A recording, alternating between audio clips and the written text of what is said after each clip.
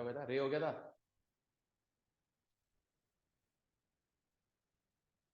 तेरे को तो बता देना चल। अरे कल ही तो मना करा नहीं थी। कल मना नहीं करा था क्या? कैसे बातें कर रहा, शाह को नहीं थी क्या? अरे बावड़ा, चुप रहे।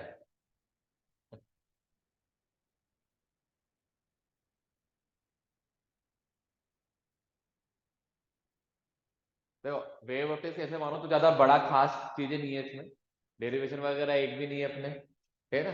सब चीजें जो है अपने पास तो उस मेथड के अकॉर्डिंग ही समझना है इसमें अपन, है ना। क्वेश्चन आएगा तो भी ज्यादातर हो सकता है कोई छोटा मोटा न्यूमेरिकल आ जाए, वरना तो थ्योरेटिकली छोटा मोटा पार्ट आ जाएगा, तो ज्यादा खास नहीं। रे ऑप्टिक्स ज्यादा इंपॉर्टेंट है अपने। तो वेव ऑप्टिक्स जो है अपने पास, उसमें सबसे पहला जो टॉपिक है वो है वेव फ्रंट। वेव फ्रंट क्या होता है? ये होता है locus of all the points of medium which are vibrating in same phase।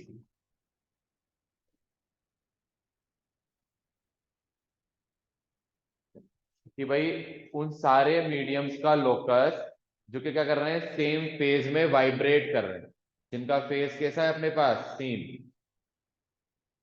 है ना। उनको क्या बोला अपन ने? वेव फ्रंट बोला अपन ने, है ना।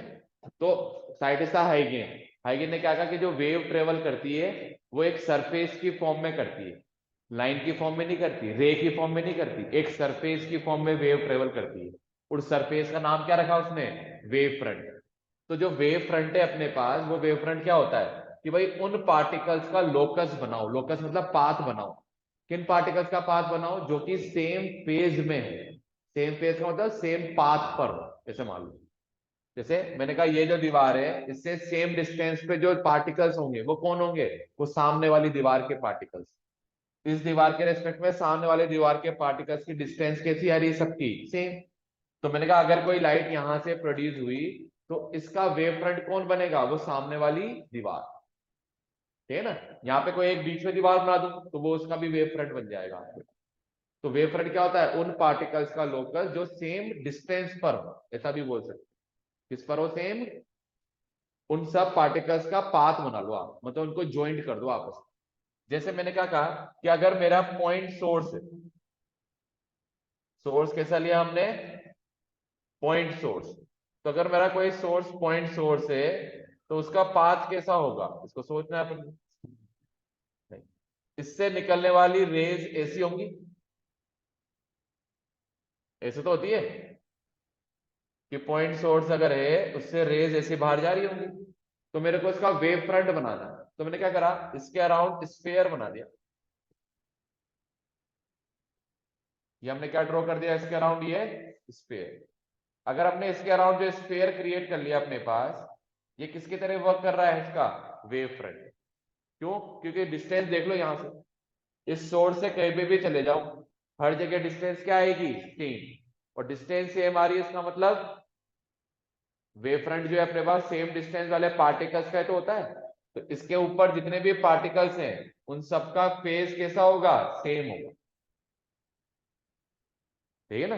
तो इसके अराउंड अगर मैंने एक और बना दिया ये, तो ये इसका दूसरा वेव फ्रंट हो गया। तो ये वेव फ्रंट हो गया। तो अपन क्या बोल सकते हैं? पॉइंट सोर्स का जो वेव फ्रंट होता है, वेव फ्रंट कैसा मिलेगा अपन को? स्फेरिकल। ऐसे ही अगर कोई लाइन सोर्स है, लाइन सोर्स जैसे ट्यूबलाइट हो गई, तो लाइन सोर्स जो है अपने पास, उसका वेव फ्रंट कैसा होगा? सिलेंड्रिकल। जैसा गोशन सेल में बना देता ना, वैसा ही मान लो आप। तो आप समझ लो तो कैसा हो जाएगा इसका वेव फ्रंट। तो लाइन सोर्स का वेव फ्रंट ये कैसा है अपने पास?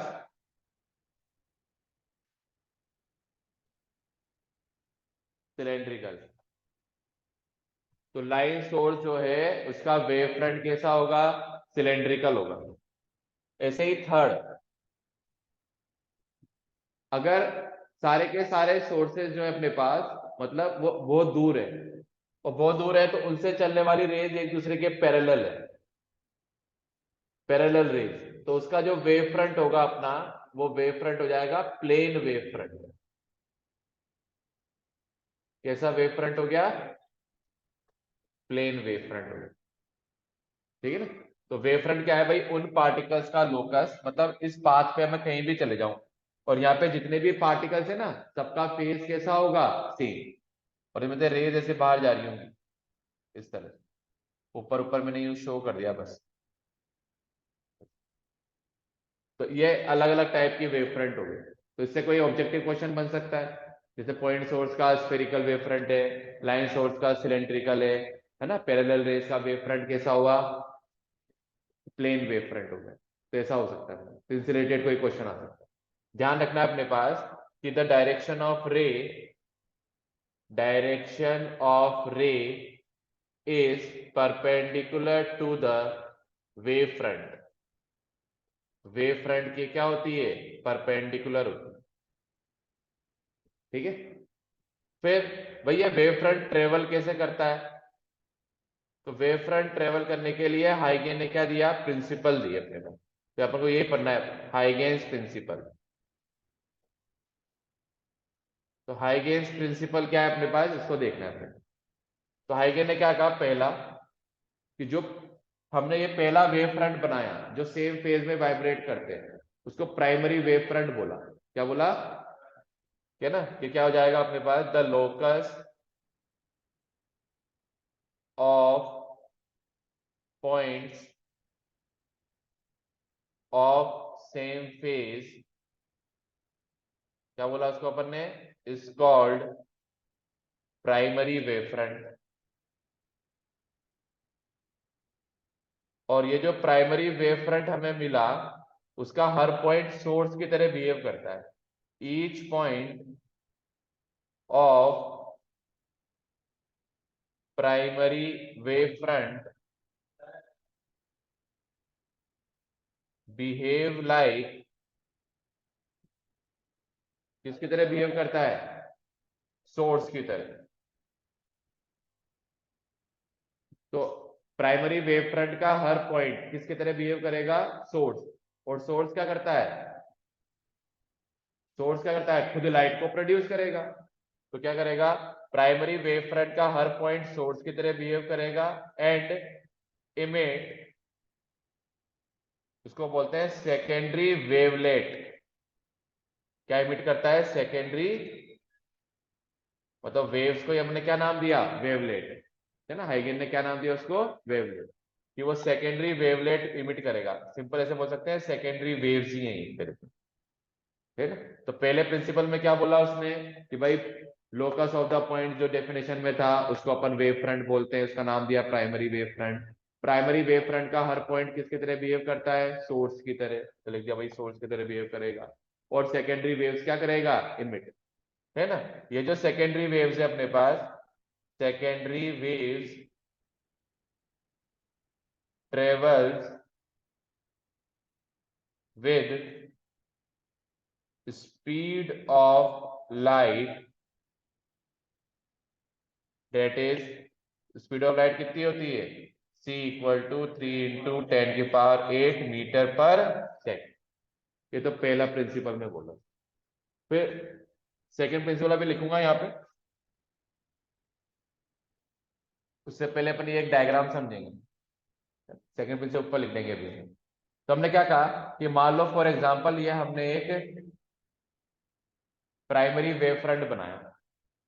प्राइमरी वेव फ्रंट जो है ये एक स्फेरिकल वेव फ्रंट का एक पार्ट है। इस स्फेरिकल वेव फ्रंट का क्या है? ये पार्ट। इससे मेरे को ये देखना है कि आगे वाली वेव फ्रंट कैसे बनाऊं, सेकेंडरी वेव फ्रंट कैसे बनाऊं। तो सेकेंडरी वेव फ्रंट बनाने के लिए हाइगेन ने क्या कहा कि भाई जो आपने प्राइमरी वेव फ्रंट लिया है उसका हर पॉइंट किसकी तरह बिहेव करेगा? सोर्स। और सोर्स क्या इमिट करेगा? Secondary waves. तो यहां से भी एक सेकेंडरी वेव्स इमिट होगी। तो हमने क्या करा, सेकेंडरी वेव्स इमिट करती है अगर अपने पास, तो वो स्पीड ऑफ लाइट से ट्रेवल करेगी। तो माना जो सेकेंडरी वेव्स इमिट हो रही है हर पॉइंट से हो रही होगी ना, जितने भी पॉइंट है उन हर पॉइंट से सेकेंडरी वेव्स क्या होंगी? इमिट। तो हर पॉइंट से जो सेकेंडरी वेव इमिट हो रही है वो टी टाइम तक ट्रेवल कर रही है। कितने टाइम तक ट्रेवल करेगी? और सबकी स्पीड कितनी दे रखी है अपन ने? सी। तो वो कितनी डिस्टेंस ट्रेवल करेगी? सी टी क्या है? यह है distance travelled by secondary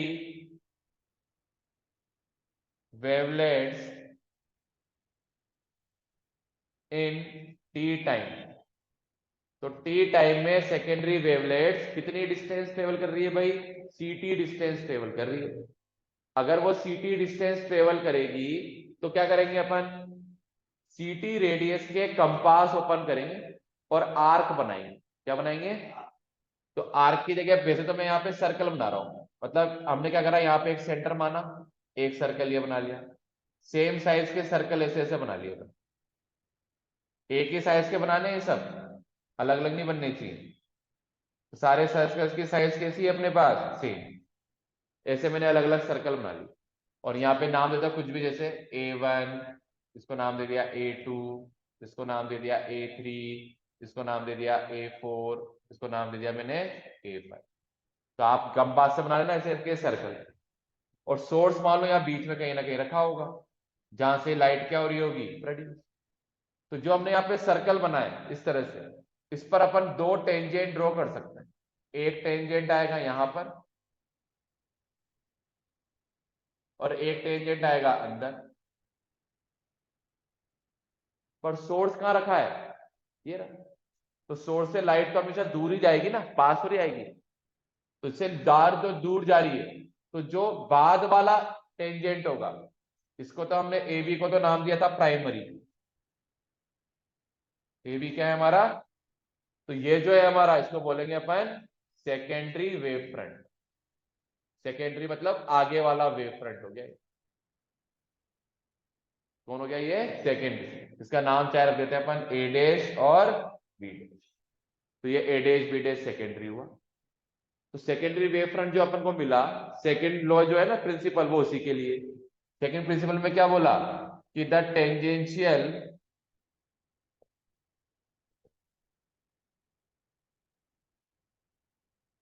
envelope on secondary wavelets, कि जो सेकेंडरी वेवलेट्स है उस पर जो हमने टेंजेंट ड्रॉ किया ये है ना, तो द टेंजेंट एनवेलप। एनवेलप क्यों बोला? क्योंकि दिख तो लाइन रही है पर ये लाइन नहीं है, ये क्या है? पूरी सरफेस। हमने ड्रॉ तो लाइन कर रखी है पर ये तो स्फीयर होगा ना पूरा। तो स्फीयर पे लाइन थोड़ी ड्रॉ करेंगे, क्या ड्रॉ होगी? पूरी की पूरी सरफेस। तो हमने इसलिए लिखा tangential envelope on secondary wavelet shows, क्या शो करता है अपने पास? Secondary wave front. ये किसको रिप्रेजेंट करेगा? Secondary wave front. ये क्या है अपने पास? Huygens principal. दोनों है ना, ये तो हो गया फर्स्ट प्रिंसिपल और ये सेकेंड। कभी आ जाए स्टेट द हाइगेंस प्रिंसिपल, तो आपको ये प्रिंसिपल लिख के आने दोनों। ठीक है ना। तो हमने ये देखा अभी तक, इसका मतलब सिंपल ऐसा कुछ भी नहीं है। ऐसे देखोगे तो पहले ये वेव फ्रंट थी, अगली वाली वेव फ्रंट कैसे बनाओगे? तो ये वाली है। फिर उसकी अगली कैसे बनाओगे? तो उससे बड़ी बन जाएगी। उसकी अगली कैसे बनाओगे? तो और उससे बड़ी बन जाएगी। और वो कितनी डिस्टेंस ट्रेवल कर रहा है? टी टाइम में। टी टाइम में कितनी डिस्टेंस ट्रेवल करेगा भाई? सी टी डिस्टेंस ट्रेवल करेगा। टी टाइम में कितनी डिस्टेंस ट्रेवल कर रहा है वो? C T. ये बात। तो ये क्या है अपने पास? Huygens principal. तो ऐसे वेव फ्रंट हुई ना, तो ध्यान सुना देखो। मान लो कोई सोर्स इधर रखा है, जिसे इसमें रखा था, तो इससे रेत ऐसे जा रही होगी ना। सोर्स से रेस किधर जा रही है अपने पास? आउटवर्ड, बाहर की तरफ। जितनी भी लाइट होती है वो किसी से बाहर की तरफ तो निकलती है, अंदर थोड़ी जाती है। जो ट्यूबलाइट है यहाँ पे, लाइट कहाँ निकल रही है? इससे बाहर। तो सोर्स से लाइट भी बाहर जा रही है, इस तरह से जा रही है। तो अगर मैंने यहाँ पे सोर्स रखा है तो इससे भी लाइट ऐसे ही ट्रेवल करेगी, ऑब्वियस सी बात है। तो इसकी वेव फ्रंट अपन ऐसे ही बनाएंगे, ऐसे बनती जाएगी वेव फ्रंट, आगे बढ़ती जाएगी। तो ध्यान से देखें तो ये वेव पहले छोटी थी, फिर बड़ी हो गई, फिर और बड़ी हो गई। तो इस वेव फ्रंट को अपन बोलते हैं डाइवर्जिंग वेव फ्रंट। कौन सी वेव फ्रंट है ये? Diverging wave front. मान लो लाइट ये पॉइंट है, अब लाइट कोई और से आ रही है और इस तरह से आ रही है, जिसके मोशन की डायरेक्शन है एक पॉइंट की तरफ। ये तो सोर्स है, कौन है? और ये है अपना पॉइंट कोई भी, और पॉइंट की तरफ लाइट क्या हो रही है? ट्रेवल करती हुई आ रही है। अब ट्रेवल करती हुई आ रही है, अब वेव फ्रंट अगर बनाओ तो वेव फ्रंट की शेप तो लगभग ऐसी ही है,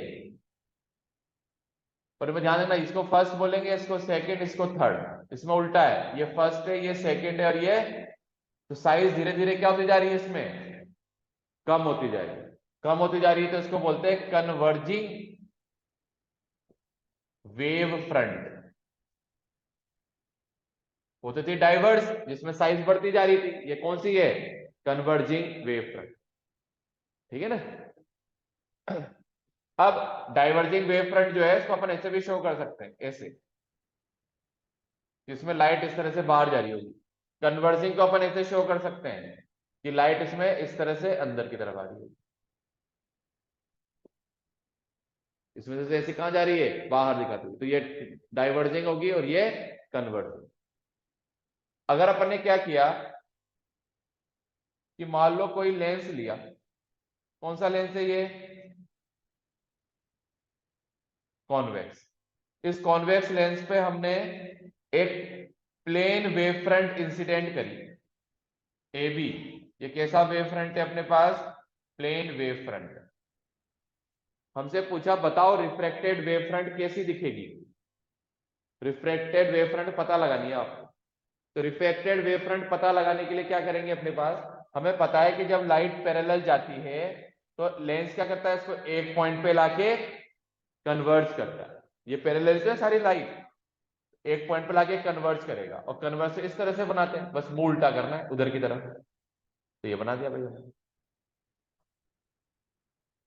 तो ये तो हमने इंसिडेंट कराई थी, और ये हमारी कौन सी वेव फ्रंट होगी? Reflected wave front.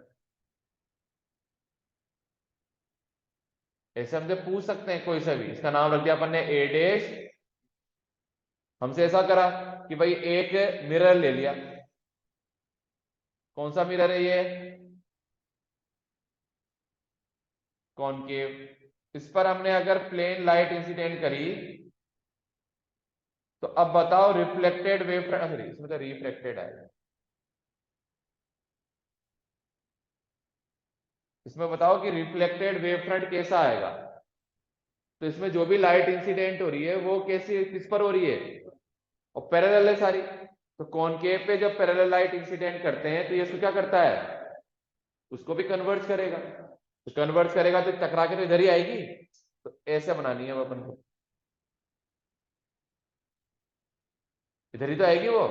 A B तो इंसिडेंट होती है हमेशा, और ए डैश बी डैश क्या हो जाएगा? Reflected.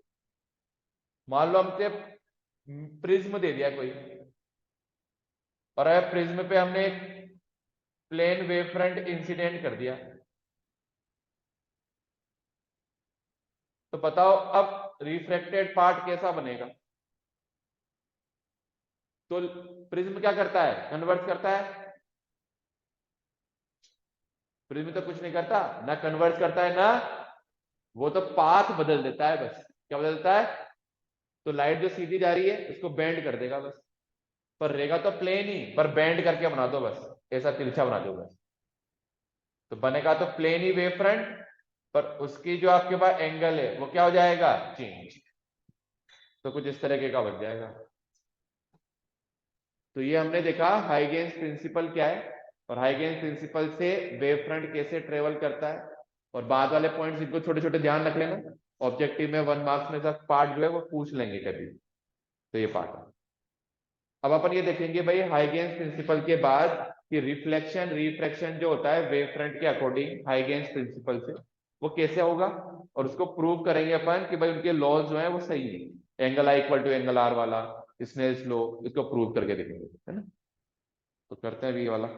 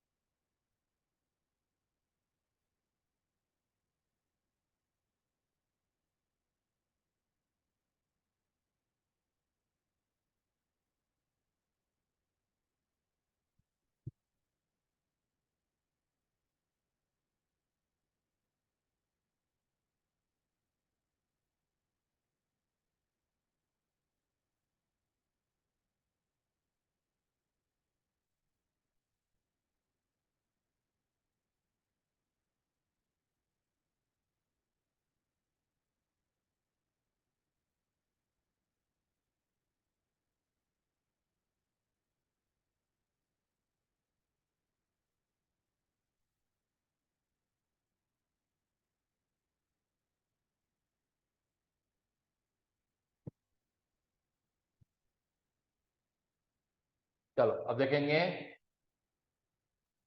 Reflection of light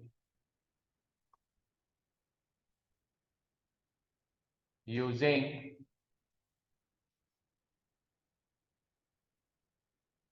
हाइगेन्स principal.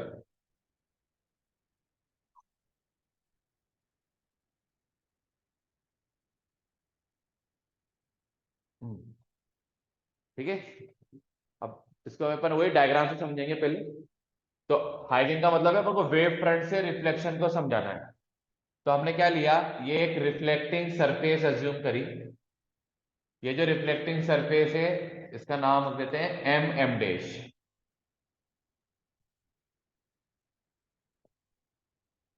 अब रिफ्लेक्टिंग सरफेस पे हमने ये एक प्लेन वेव फ्रंट इंसिडेंट किया। ये हमारा एक प्लेन वेव फ्रंट है जो कि ये नॉर्मल हो गया अपना n1। नॉर्मल से कितना एंगल बनेगा अपने पास, तो ये नॉर्मल से इंसिडेंट लाइट होगी ये वाली रे। तो इंसिडेंट रे नॉर्मल से एंगल बना रही है आई। अब ये एंगल आई है तो ये एंगल हो जाएगा 90 माइनस आई, तो ये वापस कितना हो जाएगा आई। इस वेव फ्रंट का नाम रखा अपन ने ए और बी। कुछ नहीं करा अपन ने। एम एम डैश एक इंसिडेंट होती, सॉरी रिफ्लेक्टिंग सरफेस, इस पर एक इंसिडेंट वेव फ्रंट आया ए बी, और इंसिडेंट वेव फ्रंट जो है वो कितना एंगल बना रहा है आई। ऐसे मान लो। अब हम जानते हैं ये जो लाइन खींची ना मैंने, ये है रे। क्या चीज है ये, रे जो होती है अपने पास वो वेव फ्रंट से परपेंडिकुलर होती है, मतलब ये 90 डिग्री पर है। अब हाइगेन ने तो क्या कहा था भाई कि जो भी वेव फ्रंट होगा उसको प्राइमरी मान लो। प्राइमरी वेव फ्रंट का हर पॉइंट तो सोर्स की तरह काम करता है, और सोर्स खुद क्या इमिट करता है, सेकेंडरी वेव्स। तो अपन ने माना सेकेंडरी वेव्स एक बी से चली, तो मैंने बी पर एक ये रे बना दी मान लो 90 डिग्री, और यही रे को अपन आगे ट्रेवल कराते गए कराते गए कराते गए, और कहां जाके पहुंच गई ये सरफेस। बी से चली, ये 90 है, यहाँ पे ध्यान से अपना चलते चलते चलते चलते चलते चलते ये सरफेस तक आ गई। और सरफेस पे जिस पॉइंट पर आई उस पॉइंट का नाम हमने क्या रख दिया, ए डैश। क्या रख दिया उस पे, चाहे तो यहाँ पे भी नॉर्मल खींचना है, मैं अभी खींच या बाद में खींच दे। अब उसको ए डैश तक पहुंचने में टी लाइन लगा, है ना। क्या है अपने पास कि सेकेंडरी वेवलेट प्रोड्यूसेस फ्रॉम, कहां से प्रोड्यूस होने वाली, बी रीचेस एट ए इन टी टाइम। कितने टाइम में पहुंच रहा है, और लाइट की स्पीड क्या लेते हैं, मान लेते हैं एयर है। एयर होगा तो लाइट की स्पीड क्या होगी अपने पास सी। तो कितनी डिस्टेंस ट्रेवल करेगा, बी से ए डैश तक की डिस्टेंस ये हो जाएगी सी इंटू टी, है ना। तो फिर होगा क्या अपने पास, the secondary waves, the secondary waves produces from A is also travels distance of CT in same medium।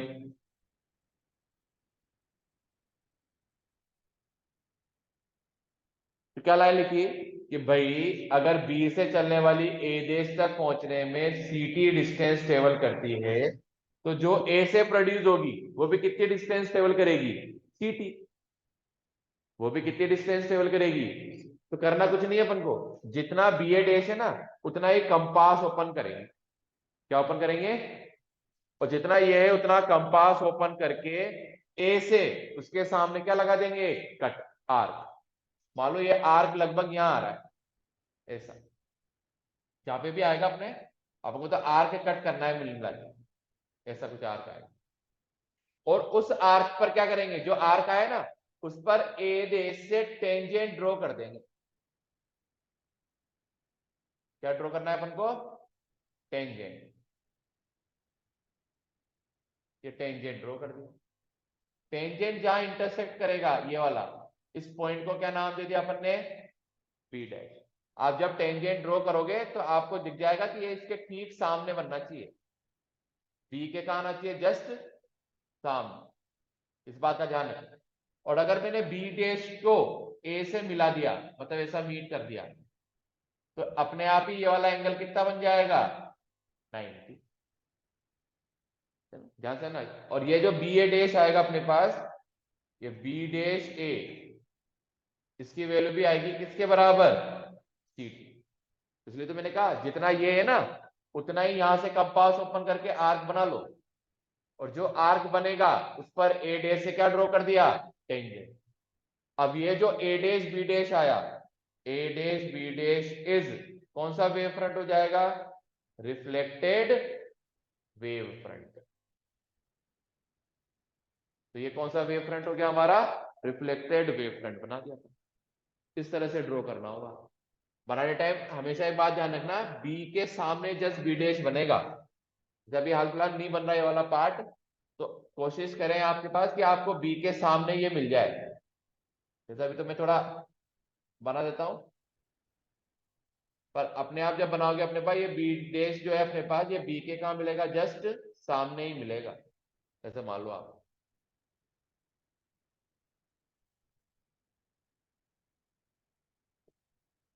ये बी डैश,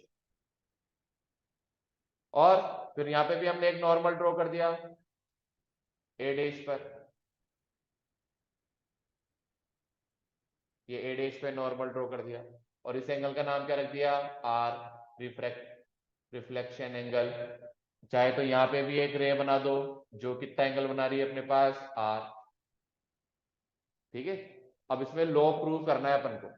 क्या लॉ होता है इसमें भाई, कि एंगल आई किसके इक्वल होता है, एंगल आर के।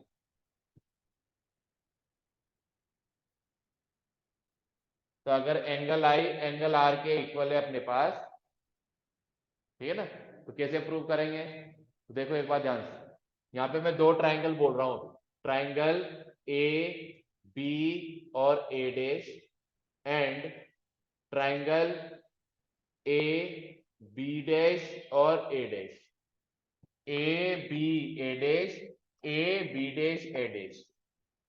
इसमें अगर ध्यान से देखें तो एंगल बी इक्वल है भैया किसके, एंगल बी डैश के। क्यों है, क्योंकि दोनों ही 90 डिग्री है। ठीक है। A dash equal to A dash, दोनों में कॉमन साइड है। और बी से ए डैश तक की डिस्टेंस और बी डैश से ए तक की डिस्टेंस, बी से ए डैश तक की डिस्टेंस और बी डैश से ए तक की डिस्टेंस दोनों बराबर है। किसके बराबर है, तो हमने क्या करा, दो साइड और एक एंगल इक्वल प्रूव कर दिया। इसका मतलब क्या हो गया कि triangle A B A dash congruent है, किसके कॉन्ग्रेंट है, हाँ कॉन्ग्रेंट है। किसके कॉन्ग्रेंट आ रहा है, triangle A B dash A dash. अब दोनों कॉन्ग्रेंट हो गए तो बचे वाले एंगल भी क्या हो जाएंगे, सेम। तो लिख देंगे भाई हैंस एंगल आई किसके इक्वल आ गया, तो ये हमने प्रूव कर दिया इसके लॉ। ये तो स्नेल्स का लॉ है, ओ सॉरी, ये तो अपने पास रिफ्लेक्शन का लॉ है, लॉ ऑफ रिफ्लेक्शन प्रूव। ये लॉ ऑफ रिफ्लेक्शन प्रूव। ऐसे ही ये तो अपन ने बनाया रिफ्लेक्शन, ऐसे ही अब किसका करेंगे अपन, रिफ्रैक्शन ऑफ लाइट। लाइट का जो रिफ्रैक्शन होगा ना उसको देख। अब है अपना refraction of light using Huygens principal.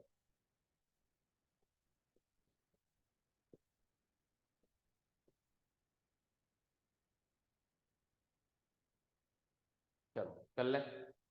तो हाइगेन्स प्रिंसिपल ने रिफ्रैक्शन को कैसे समझाया, तरीका लगभग वही है। वापिस हमने एक सरफेस ली, अभी जो सरफेस है अब रिफ्लेक्टिंग नहीं है, तो दोनों साइड मीडियम अलग अलग होगा। मान लेते हैं यहाँ पे मीडियम 1, यहाँ पर है मीडियम 2। यहाँ पर स्पीड में मान लेता हूँ v1 और यहाँ पर v2, या c1 c2 ले लो। कि यहाँ पर स्पीड है c1, यहाँ पर स्पीड है c2। यहाँ का रिफ्रैक्टिव इंडेक्स है n1, यहाँ का रिफ्रैक्टिव इंडेक्स है n2।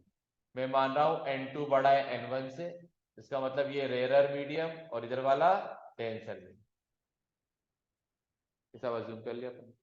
अब तरीका क्या है अपने पास, ये जो सरफेस है वापस इसमें हमने एक वेव फ्रंट इंसिडेंट करी, ये एक वेव फ्रंट इंसिडेंट करी। अब ये जो वेव फ्रंट है अपने पास, यहाँ पे हमने नॉर्मल बना दिया, ये एंगल वापस वही आई, और यहाँ पे अपने एक रे बना दी, एक रे यहाँ पे भी बना दी, इसका नाम रख दिया आपने ए बी 90 डिग्री पे। फिर हमने क्या पढ़ा अभी, ये प्राइमरी वेव फ्रंट है तो इसका हर पॉइंट किसकी तरह बिहेव करेगा, सोर्स की तरह। तो वापस वही बी से एक रे चली चली चली चली चली और कहाँ पहुंच गई, सरफेस। जब सरफेस पे पहुंची, इस पॉइंट का नाम क्या रख दिया वापस, ए डैश। मान लो उसको बी से ए डैश तक पहुंचने में टी टाइम लगा, कितना टाइम लगा। तो अगर मैं बोलूं कि अब बी से ए डैश तक की डिस्टेंस कितनी है, तो टाइम तो लग रहा है टी, और स्पीड कितनी मानी है मैंने, c1। तो बी ए डैश कितना आ जाएगा, c1 टी। पर बी से चलने वाली ए डैश तक पहुंचने में कितना टाइम ले रही है, टी टाइम। तो ए से चलने वाली भी टी टाइम बाद कहां होगी, ये मेरे को पता लगाना है। पर जब ये टी टाइम ट्रेवल करेगी तो मीडियम 2 में करेगी। ए से जो सेकेंडरी वेवलेट प्रोड्यूस होगी वो तो मीडियम 2 में ट्रेवल करेगी, और टी टाइम में मीडियम 2 में स्पीड कितनी आ रही है, c2। तो वो कितनी डिस्टेंस ट्रेवल करेगी भाई, c2t। पर n2 बड़ा है ना, ये डेंसर मीडियम है, तो इसका मतलब क्या हो जाएगा, c2t छोटा होगा किससे, c1t से। उसका मतलब क्या करेंगे, जितना ये है ना डिस्टेंस, उससे कम डिस्टेंस ट्रेवल करेगी ये वाली। तो क्या करो, इससे एक छोटा कंपास ओपन करो, इससे छोटा, बी ए डेज जितना है ना उससे कम, और कम कंपास ओपन करके यहां पर इसको रखो और कट लगा दो। तो लगभग मान लो आर्क कुछ ऐसा बना, और उस आर्क से, ये जो ना इस पॉइंट से आर्क पर क्या ड्रॉ कर देंगे, टेंजेंट। तो मान लो टेंजेंट कुछ ये आया,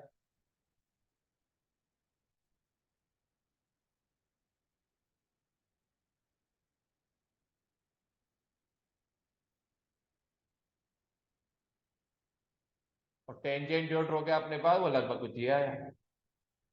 तो टेंजेंट और जहां पे टच कर रहा है अपने पास, उसको अपन ने मीट कर दिया। हाँ, ए से बनाना है आर्क, ये जो है ना बी, इससे छोटा लो, इससे छोटा आर्क, और यहां से रखकर यूं आर्क बना दो। आर्क बनने के बाद ए से आर्क पर क्या ड्रॉ कर दिया, टेंजेंट। जो टेंजेंट आया उस पॉइंट का नाम रख दिया अपन ने वापस क्या, बी डैश। तो अब क्या दिखेगा, टेंजेंट इसके रेस्पेक्ट में ये घूम जाएगा इधर। तो ये जो वेव फ्रंट मिली ए डैश बी डैश, इसे क्या बोलेंगे अपन, रिफ्रैक्टेड वेव फ्रंट। और ये जो एंगल बन रहा है कितना बन रहा है, आर। चाहे तो यहां नॉर्मल ड्रॉ कर दो, तो ये कौन सा डायग्राम बना, हाइगेन्स प्रिंसिपल से रिफ्रैक्शन का डायग्राम। ठीक है ना, ध्यान रखना, रेयर से डेंसर जा रहा है तो ये डिस्टेंस तो बड़ी आएगी, ये डिस्टेंस क्या हो जाएगी, छोटी। यही क्वेश्चन अगर डेंसर से रेयर आ जाता तो कुछ नहीं करते, जितना ये था ना कंपास, उससे बड़ा कंपास ओपन कर लेते। फिर डेंसर से रेयर जाती ना, तो रेयर में तो स्पीड बढ़ जाती है, तो डिस्टेंस भी बढ़ेगी। तो ज्यादा डिस्टेंस का मतलब इससे बड़ा कंपास ओपन करके फिर आर्क बनाओ। फिर आर्क कहीं ना कहीं यहां पे आएगा टेंजेंट, फिर ये तिरछा हो जाएगा जब, छोटे की जगह बड़ा करना है। तो ये तो हुआ इंसिडेंट वाला, इंसिडेंट वेव फ्रंट, और ये हो गया हमारा रिफ्रैक्टेड वेव फ्रंट। अब इसमें भी वही लॉ प्रूव करना है, कर लेते हैं सिंपल ये। देखो, इन राइट एंगल ट्राइंगल, इसमें ट्राइंगल बन रहा है A B A dash, A B A dash. Theta के सामने वाली लेंथ होती है परपेंडिकुलर। तो अगर मैं निकालूं साइन आई की वैल्यू, तो वो जाएगा परपेंडिकुलर मतलब B A dash divide by hypotenuse, hypotenuse क्या आ रहा है, A A dash. B A dash तो पता है भाई मेरे को, बी ए डेश तो कितना है C1T, तो लिख दिया हमने C1T by A dash, equation number 1।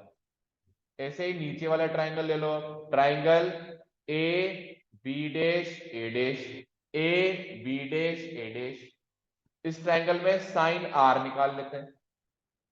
तो साइन आर हमें मिलेगा perpendicular A B dash, perpendicular A B dash divide by hypotenuse A dash, perpendicular by hypotenuse.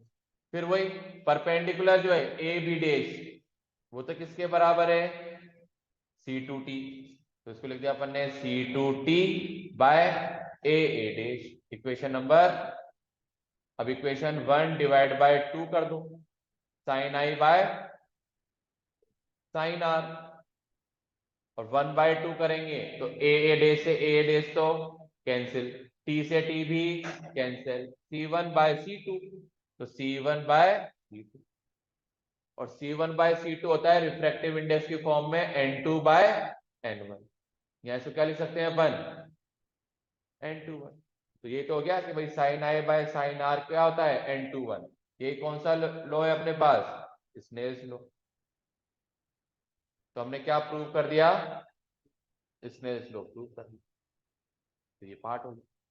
Question आएगा अपने पास तो ये आएगा कि यूजिंग हाइगेन्स प्रिंसिपल, है ना, क्या करना है अपन को prove the laws of reflection, तो ये वाला कर देंगे, लॉज ऑफ रिफ्रैक्शन तो ये कर देंगे, है ना। सीबीएसई में तो 3 नंबर का आएगा, आरबीएसई में 2 नंबर का आ जाएगा, 1.5 नंबर वाले में, तो थोड़ा जान, ठीक है। तो ये हो गया रिफ्लेक्शन और रिफ्रैक्शन वाला पार्ट। इसके बाद नेक्स्ट देखते हैं अपने पास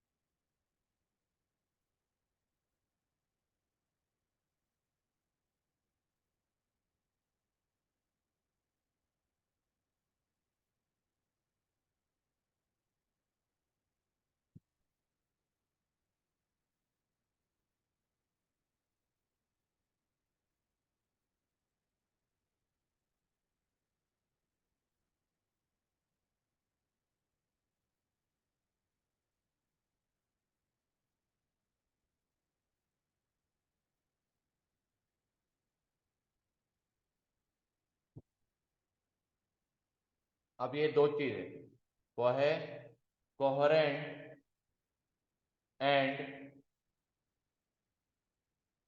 incoherent sources.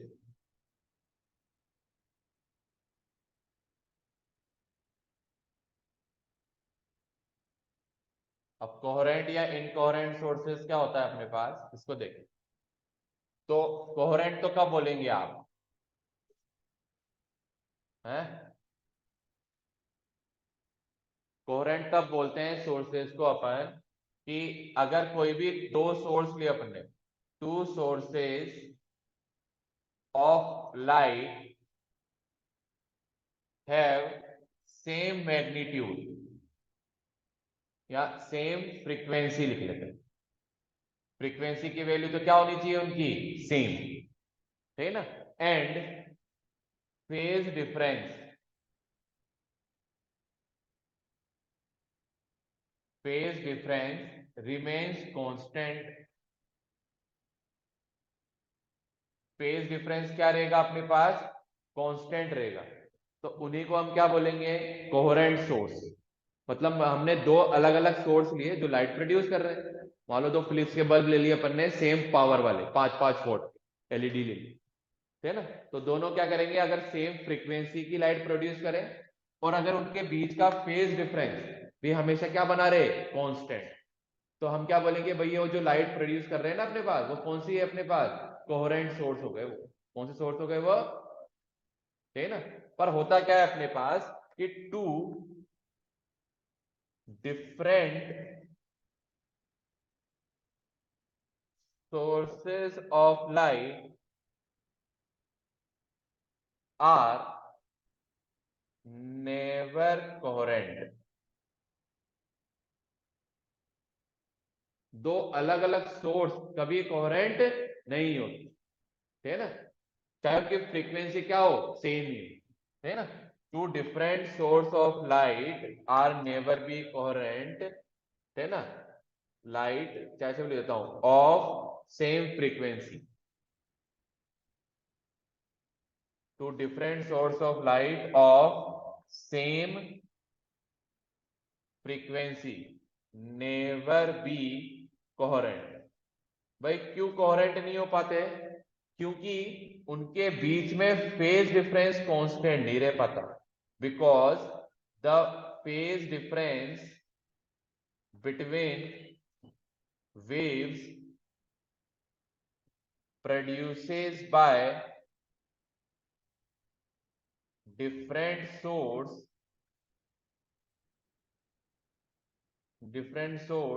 never remains constant, कभी भी कांस्टेंट नहीं रह पाते. इसलिए दो अलग अलग सोर्स कभी भी कोहेरेंट नहीं होते.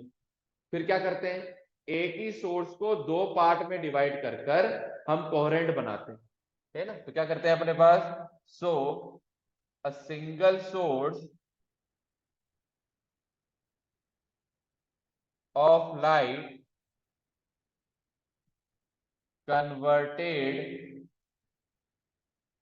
into two coherent sources. तो सिंगल को ही हम क्या करेंगे, कोहेरेंट सोर्स में क्या करेंगे, कन्वर्ट करते हैं. तो सिंपल से मीनिंग हो गया, कोहेरेंट सोर्स क्या है भाई, अपने पास के ऐसे सोर्स जो फ्रीक्वेंसी जो है अपने पास उनकी सेम रहनी चाहिए और फेज डिफरेंस क्या रहना चाहिए, कांस्टेंट.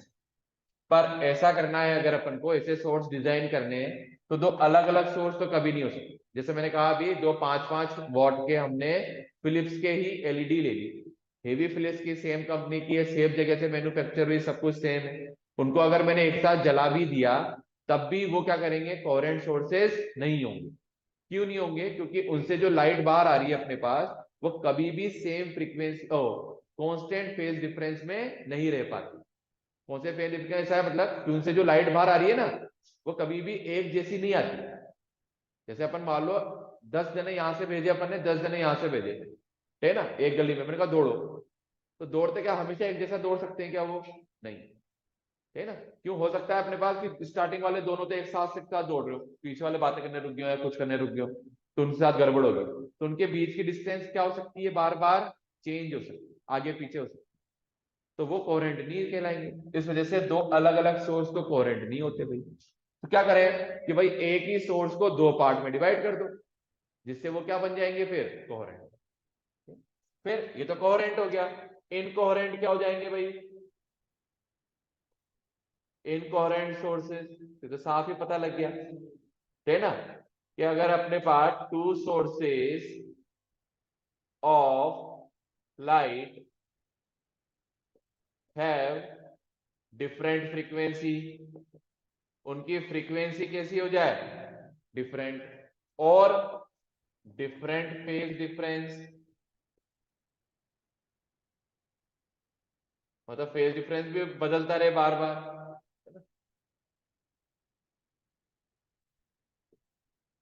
डिफरेंट, ठीक है ना.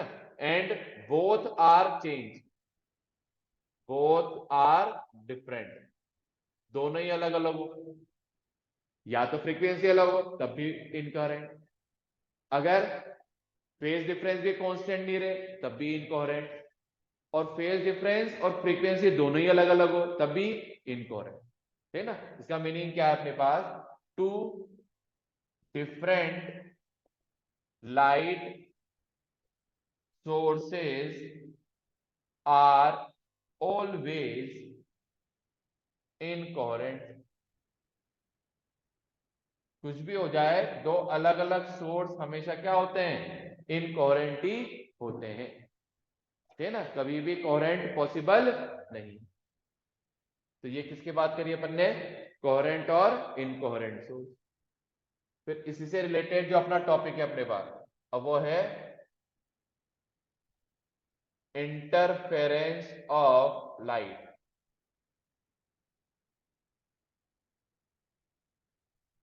तो इंटरफेरेंस ऑफ लाइट में भी क्या होता है अपने पास कि व्हेन टू और मोर light waves of same frequency, उनकी फ्रीक्वेंसी क्या हो, same, and constant phase difference, उनके बीच का फेज डिफरेंस क्या बना रहे, कांस्टेंट, फ्रीक्वेंसी सेम हो और फेज डिफरेंस क्या हो, कांस्टेंट। तो when two or more light waves of the same frequency and constant phase are meets at point in the space,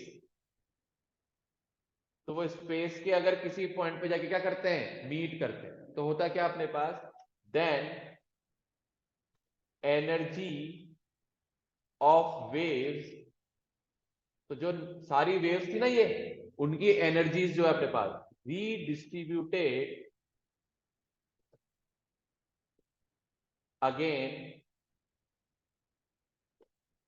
तो इनकी जो एनर्जी है ना वो वापस से क्या होगी, रीडिस्ट्रीब्यूट होगी। इसका मतलब कि ऐसा आपने कहा कि दो जने आके मिले, उनके पास मान लो कुछ ना कुछ अमाउंट था, है ना, तो उनमें झगड़ा हो गया कि नहीं नहीं मेरे में से इसने चुरा लिया, मेरे में से उसने चुरा लिया। उन्होंने कहा ऐसा ऐसा नहीं होगा, पुलिस आई, है ना, पुलिस ने कहा भैया अब हम हमारे अकॉर्डिंग क्या करेंगे, इसको डिस्ट्रीब्यूट करेंगे।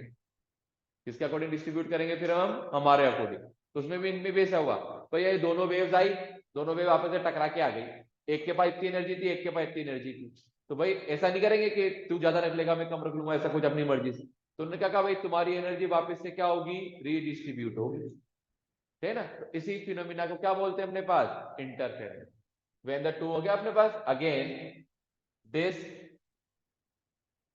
फिनोमिनन इज कॉल्ड, क्या बोलेंगे इसको अपन, इंटरफेरेंस। चलो ये तो बात पता लगी भाई, इंटरफेरेंस में एनर्जी का रीडिस्ट्रीब्यूशन होता है, फिर होता कैसे। तो क्या कहा उन्होंने अपने पास कि एट सम पॉइंट्स, कुछ पॉइंट्स पे तो ऐसा होगा अपने पास, at some points intensity of resultant becomes maximum. कुछ पॉइंट तो ऐसे होंगे भाई जहां पे इंटेंसिटी क्या हो जाएगी, मैक्सिमम। इसको बोलते हैं, it is called constructive interference.